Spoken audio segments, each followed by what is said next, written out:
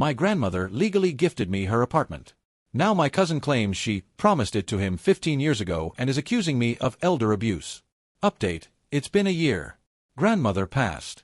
I kept the apartment. I've been debating whether to post this for months now. It's personal, it's painful, and it's still raw even though the legal battle ended over a year ago. But I've seen enough stories on here about family members who come out of the woodwork when they smell money or property, and maybe this will help someone else going through something similar. Or at least let me process it by writing it all out. I, 29M, was always close to my grandmother, 83F, now passed. Not performatively close. Not show up at Christmas for an hour, close. Actually, deeply, meaningfully close. She was the family member who understood me when others didn't, who believed in me when I couldn't believe in myself, who encouraged me to pursue my dreams when everyone else told me to be practical. When my grandfather died 12 years ago, I was 17. Grandmother was 71 and suddenly alone in the apartment they'd shared for 40 years. I remember the funeral, the way she stood there looking smaller than I'd ever seen her. She'd survived harder things than losing a husband. She told me stories about the war, about rebuilding, about everything she'd endured, but watching her at that graveside, I understood that survival doesn't mean things don't hurt. After that, I started visiting her weekly. It wasn't a chore. It wasn't an obligation. I genuinely wanted to see her. We'd drink tea from her ancient kettle, and she'd tell me stories about her life, things she'd never told anyone else, she said. About the fear during the war, about meeting grandfather, about raising 4 children while running a small business with him. She had this way of making you feel like you were the only person in the world when she talked to you. As I got older and she aged, my visits increased to twice a week, sometimes more. I drove her to doctor's appointments, hundreds of them over the years. I helped with groceries. I fixed things around the apartment when they broke. I stayed overnight during storms because she was scared of thunder, even at 78, 79, 80. I held her hand when she cried about grandfather on their anniversary every single year. I was there. Not because I expected anything. Because I loved her. 2 years ago, grandmother made a decision that changed everything. She sat me down in her kitchen, the same kitchen where we'd shared countless cups of tea, and told me she wanted to gift me her apartment. Not leave it to me when she died. Gift it to me while she was alive. I want to see you have it, she said. Her hands were shaking, they always shook a little by then, but her voice was steady. I want to know it's settled. I don't want fighting after I'm gone. I resisted at first. I remember exactly what I said. Grandma, you might need to sell it for care someday. What if your savings run out? What if you need the money? She waved her hand dismissively, the same gesture she'd made 1,000 times when she thought I was being foolish. My savings will cover care. The apartment is for you. Let me do this while I can still watch you have it. We did everything properly. She insisted on it. A lawyer reviewed everything. A notary witnessed the signing. The transfer was officially registered with all the proper authorities. And here's the part that matters. Grandmother was examined by a doctor who confirmed, in writing, that she was mentally competent to make this decision. No undue influence. No tricks. No pressure. A clean, legal transfer. I became the owner. Grandmother's health declined enough that about 1.5 years ago, she moved to a care facility. It was a good one, comfortable, clean, staffed by people who actually seemed to care. She couldn't live independently anymore. The apartment wasn't safe for her with her mobility issues and the occasional confusion that came with her age. But here's the thing, the apartment, now legally mine, is currently rented out. The rental income helps cover her care costs that insurance doesn't. This was part of the plan. Grandmother approved it. She actually smiled when I told her I'd found good tenants, a young couple who reminded her of her and grandfather when they were first married. See, she said. It's already working. You're taking care of things. That's why I gave it to you. She was happy knowing I had security. She was happy knowing the apartment was being used well. Everything seemed settled. Then my cousin appeared. My cousin, 31M, is the grandson of grandmother's sister. So technically, grandmother is his great-aunt, but our family always called her grandmother for simplicity. It was easier than explaining the precise relationship at every gathering, and she treated all the children in the family with the same warmth. The key word there is warmth. Not preference. Not promises. Warmth. Growing up, I was aware of my cousin, but we weren't close. Different cities. Different branches of the family. We'd see each other at family reunions maybe once every year or two, exchange awkward conversation, then go back to our separate lives. Even as a kid, I noticed something about him. There was this sense of entitlement that clung to him like cigarette smoke. He'd brag about family money that never seemed to materialize, talk about what he deserved, what he was owed. He never seemed to work as hard as he expected to receive.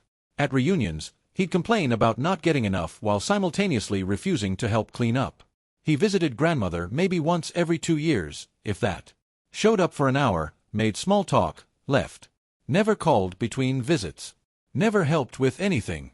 Just appeared occasionally, collected his dutiful family brownie points, and disappeared. He learned about the apartment transfer recently. I'm still not entirely sure how. Probably family gossip travels faster than light in our relative circles. Within a week, he called me directly. The first message was friendly, almost too casual. "Hey, heard Grandma gave you the apartment." "That's great." I confirmed, thinking nothing of it. Why would I think anything of it? Then came the second message. "We need to talk. There's been a misunderstanding." A misunderstanding. That's what he called it. His story, as he told it to me over a tense phone call, went like this. Approximately 15 years ago, when my cousin was 16 and grandmother was 68, she supposedly promised him the apartment. At a family gathering. In front of witnesses. "She told me I was special to her," he said. His voice had this strange mixture of certainty and indignation. "She said she would make sure I was taken care of. She said the apartment would be mine someday." I asked him who these witnesses were. He couldn't name any who were still alive or available to confirm. How convenient. Based on this alleged verbal promise, this conversation that supposedly happened when he was a teenager, that no one alive could verify, that he never mentioned to anyone for 15 years, he believed the apartment was morally his. My legal ownership was, in his mind, illegitimate. "You took advantage of an old woman," he said. "You used legal tricks to steal what was promised to me." I wish I could describe the sound of his voice when he said this. It wasn't angry, exactly. It was righteous. He genuinely believed what he was saying. He claimed grandmother promised him the apartment when he was 16. A nice thing said at a family party became a binding verbal contract in his mind. Meanwhile, I spent 12 years actually caring for her.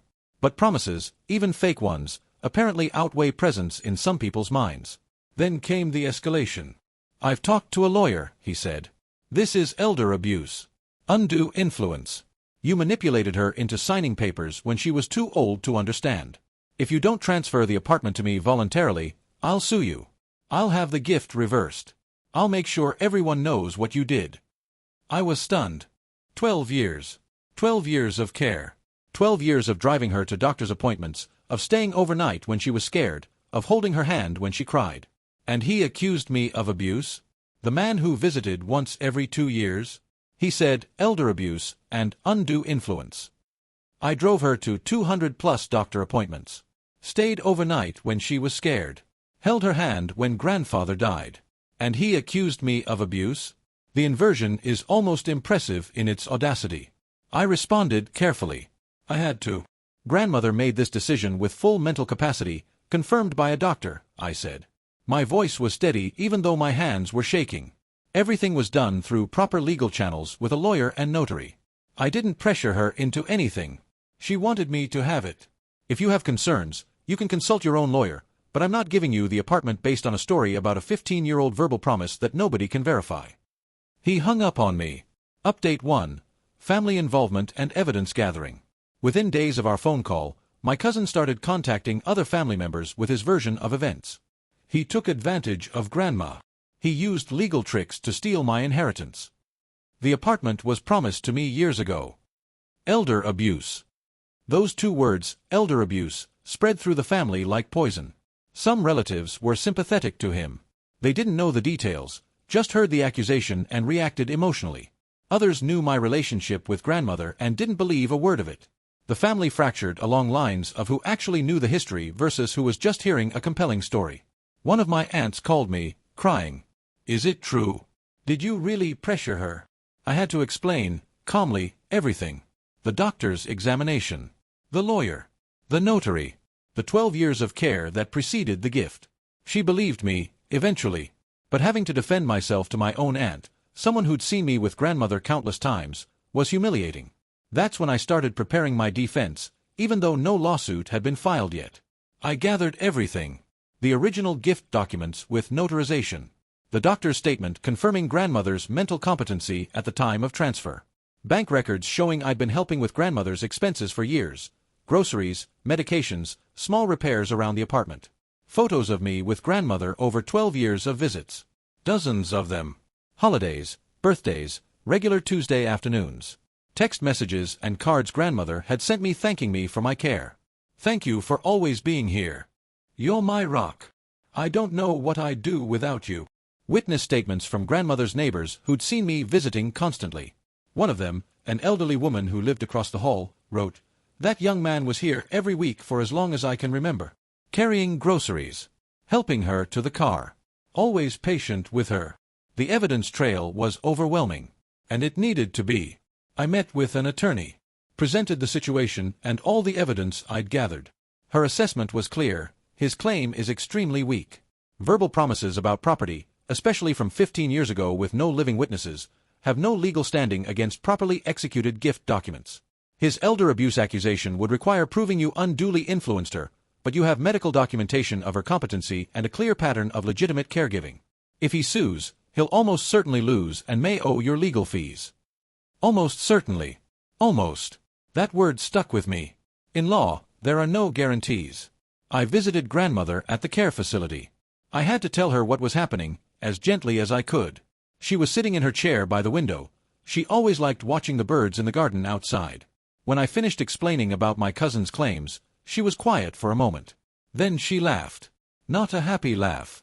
A sharp, bitter one. "That boy," she said. "I barely remember him." Then the laughter faded, and anger took its place.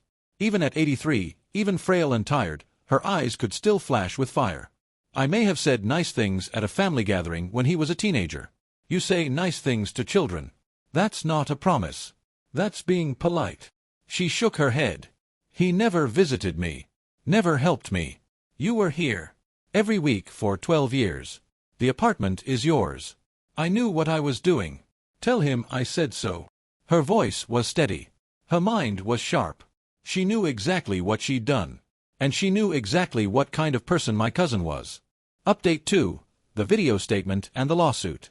My lawyer suggested getting grandmother's statement on video while she was still cogent. With grandmother's permission, we arranged it with a witness present. She sat in her chair, looked directly at the camera, stated her name and the date. Confirmed she was mentally competent, which she clearly was. And then she spoke. "I gave my apartment to my grandson because he earned it with 12 years of love and care. Nobody else was there. My cousin's grandson claims I promised it to him 15 years ago.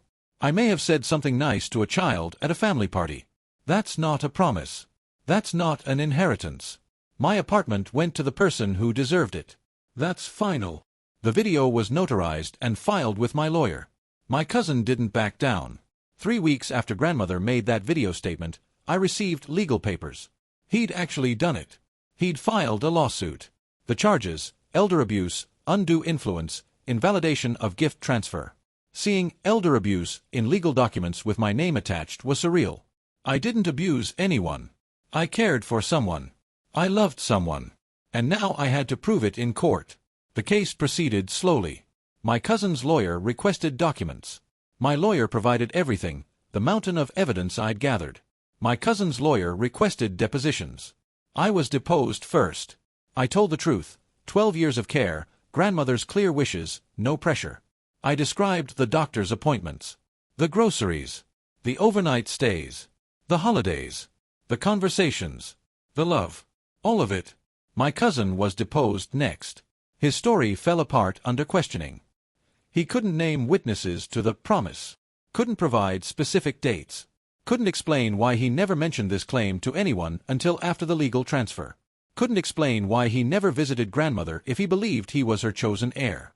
"If she promised you this apartment," my lawyer asked during his deposition, "why didn't you help care for her? Why didn't you visit more often?" "I was busy," he said. "I live in another city. For 15 years. No answer. "Did you ever call her? Send cards? Help with any expenses?" "No, no, no." "But you believed the apartment was promised to you?" "Yes." "And you never thought to, say, maintain a relationship with the person making this promise?" His lawyer objected, but the damage was done. Then came grandmother's deposition. She gave it via video from the care facility. She was frilier than she'd been even a few months earlier. The stress of all this wasn't helping her health, but her mind was sharp. It had always been sharp. She confirmed everything. Denied ever making a binding promise to my cousin. Stated clearly that I'd earned the apartment through years of dedicated care. My cousin's lawyer tried to suggest she was confused. Tried to imply she was being coached. His lawyer asked grandmother if she was confused. She said, "I survived a war. I raised 4 children. I ran a business for 30 years. I am not confused." That shut things down quickly. People underestimate the old. Grandmother was frail, but her mind was a steel trap. Always was. She responded to the lawyer's insinuations without flinching. "Young man, I survived a war. I raised 4 children. I ran a business for 30 years. I am not confused. I know who cared for me and who showed up only when there was something to take. That boy never visited. My grandson was here every week. That's not confusion. That's memory. Good memory." The lawyer tried to ask follow-up questions, but grandmother cut him off. "Are we done here? I'm tired. And I've said what I have to say. The apartment belongs to my grandson. That's my decision. It will stay my decision. I don't need someone half my age telling me I don't know my own mind." Update 3. The collapse and the aftermath. After depositions, my cousin's lawyer apparently advised him to drop the case. The evidence was overwhelming. Grandmother's testimony was devastating. Continuing would only result in losing and potentially paying my legal fees. My cousin didn't want to accept it. According to what filtered back through family gossip, he threatened to fire his lawyer. Threatened to find a new one. Threatened to appeal to the media, make it public, expose me to the world. His lawyer apparently convinced him that publicity would only make him look worse. A grandson who cared for his elderly grandmother for 12 years versus a distant relative who showed up demanding property based on an unverifiable verbal promise from 15 years ago. That's not a story that plays well in the press. The case was withdrawn. I won. The case cost me $8,000 in legal fees. For defending something that was legally, morally, and ethically mine. He filed a frivolous lawsuit based on a fantasy, and I paid for his delusion. That's the system. Even when you're right, you pay a price. The win didn't feel like a victory. Not completely. Some relatives still believe my cousin's version. Where there's smoke, there's fire, they say. Some relatives still side with him. Where there's smoke, there's fire. No, where there's a liar, there's smoke. He created the smoke. The fire never existed. But some people can't believe someone would lie so boldly, so they assume both sides must have some truth. They're wrong. I've lost relationships with family members who decided that an accusation was as good as proof. Who couldn't be bothered to look at the evidence or ask me directly. Who just believed him. My cousin and I will never speak again. We haven't exchanged a word since the lawsuit was withdrawn. Honestly, that's probably fine. Some relationships aren't worth maintaining. I visited grandmother after the case ended. She was tired. The whole ordeal had taken something out of her. But there was triumph in her eyes when she looked at me. Did he give up? I nodded. Good. She reached for my hand, and I gave it to her. Her grip was weak now, but it was still there. Vultures circle when they think someone is weak. But I wasn't weak. Neither were you. Grandmother said, vultures circle when they think someone is weak. She was right. He didn't make his claim while she was healthy and could slap it down. He waited until she was in care, thinking she was too frail to fight. He underestimated her. And me. She held my hand for a long moment. Then she said something I'll never forget. The apartment was always yours. Not because of papers. Because of who you are. Don't let anyone make you doubt that. She said the apartment was mine, not because of papers, because of who you are. That meant more than the property. She saw me. Saw the care. Saw the love. And made sure it was recognized while she was alive to do it. That's why she did the transfer early. She knew vultures would come. She prepared. I don't cry often. I cried then. Sitting in a care facility holding my grandmother's hand, crying like I was 17 again watching her at grandfather's grave. Update 4. 1 year later. Grandmother passed away peacefully 6 months after the lawsuit ended. She was 84. The funeral was complicated. My cousin didn't attend. I don't know if he wasn't invited or if he simply didn't come, but the division he'd caused lingered. Some family members who'd sided with him sat on one side. Others sat with me. It was obvious, the split. Even in mourning, we couldn't be united. I gave a eulogy. Talked about her strength, her warmth, her sharp mind that cut through nonsense, the tea we shared, the stories she told, the way she made you feel like you were the only person in the world when she talked to you. I didn't mention the lawsuit. Didn't mention my cousin. Didn't mention the accusation. The funeral wasn't about that. It was about her. I inherited nothing else from grandmother. She'd given what she had while alive, deliberately and clearly. The apartment, now fully mine, had been mine for years, was the last gift from someone who loved me. I'll never sell it. It's not about money. It never was. Final update. The apartment now. It's been a year since grandmother passed. I'm sitting in the apartment now as I write this. The tenants moved out a few months ago. They bought their own place, which grandmother would have loved, and I moved in. It's different now. Updated. Made my own. The old kitchen where we drank tea has new counters and appliances. The bathroom is renovated. Fresh paint on the walls. But pieces of her remain. A painting she loved hangs in the living room. It's nothing special art-wise, a landscape she bought at a market decades ago, but she always said it reminded her of a place she visited with grandfather early in their marriage. I keep it where she kept it. Her chair sits in the corner by the window. She loved that window. Loved watching the street, the people passing by. I sometimes sit there in the evenings and look at the same view she looked at for 40 years. Her cookbook is in the kitchen, her handwriting in the margins. Less salt than this says. Grandmother's secret, extra butter. This one is your grandfather's favorite. I cook from it sometimes. The recipes taste like memory. He wanted to take this from me. Not just property. The last physical place where she exists. He didn't understand that. Saw only the money. Saw only square meters and market value. That's why he lost. Because to me, it was never about money. It was always about her. And she knew. That's why she gave it to me while she could still watch me keep it safe. Conclusion. My grandmother gave me her apartment through proper legal channels with full mental capacity. My cousin claimed she promised it to him 15 years ago at a family party. He called me an elder abuser. Filed a lawsuit. Made me prove in court that I wasn't a criminal for accepting a gift from someone who loved me. His case collapsed under the weight of evidence. 12 years of my care versus 15 years of his absence. Grandmother testified on video and destroyed his claims with the sharp clarity of someone who survived harder things than lying relatives. I kept the apartment. I kept my integrity. I lost $8,000 in legal fees and some family relationships that apparently weren't worth much anyway. Grandmother passed a year later. At peace. Knowing her wishes were honored, her gift protected, her grandson safe. The apartment is mine now. Legally, morally, finally, completely. Her chair is still here. Her cookbook. Her painting. She's in the walls somehow, in the light through the windows, in the tea I make from her recipe. That's what he wanted to take. Not just property. The last physical place where she exists. He didn't understand that. Saw only money. That's why he lost. Because to me, it was never about money. It was always about her. And she knew. That's why she gave it to me while she could still watch me keep it safe. I'll keep it safe forever. Not because of papers. Because of who she was. Because of who she helped me become. That's the real inheritance. The apartment is just where I keep it. TLDR, grandmother legally gifted me her apartment after 12 years of me caring for her. Did everything properly with lawyers, notary, doctor's confirmation of mental competency. Distant cousin appeared claiming grandmother verbally promised him the apartment 15 years ago when he was a teenager. No witnesses, no proof, no relationship with grandmother beyond occasional visits. He accused me of elder abuse and sued to have the transfer reversed. Grandmother testified via video and destroyed his claims. Case was withdrawn.